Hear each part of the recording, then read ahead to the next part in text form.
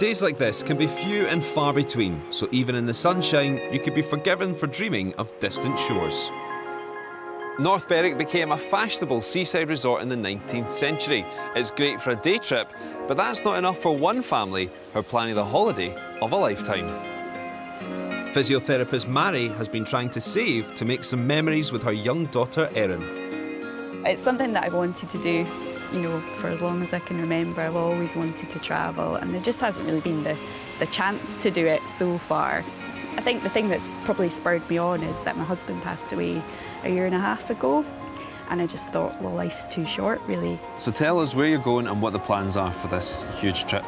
So I'm taking a 6-month career break from work and hopefully going to Southeast Asia, kind of Vietnam, Cambodia. Erin wants to go to Australia. She also wants to go to Lapland. Well, I think we know which one Erin's most excited about there. We've brought Gemma and Craig to help Mairi, bloggers known as Two Scots Abroad. They've travelled to 4 continents and 22 countries and know everything there is to know about planning a dream trip.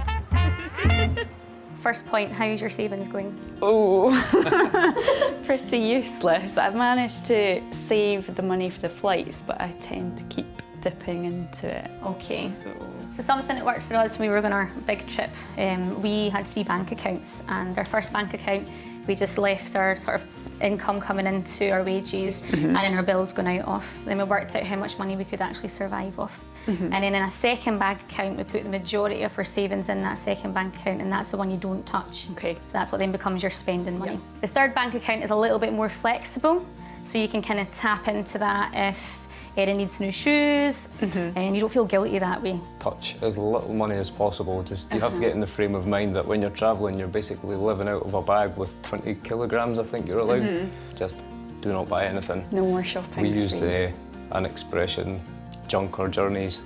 Another tip I'd be giving you is to really think about your destination sensibly. Your money can stretch if you choose destinations that are a little bit cheaper. How should Mairi be looking at booking flights? We would suggest going incognito. So when you're looking for flights on your computer, I can show you here. When you're looking for airfares, switch on the private mode in your browser.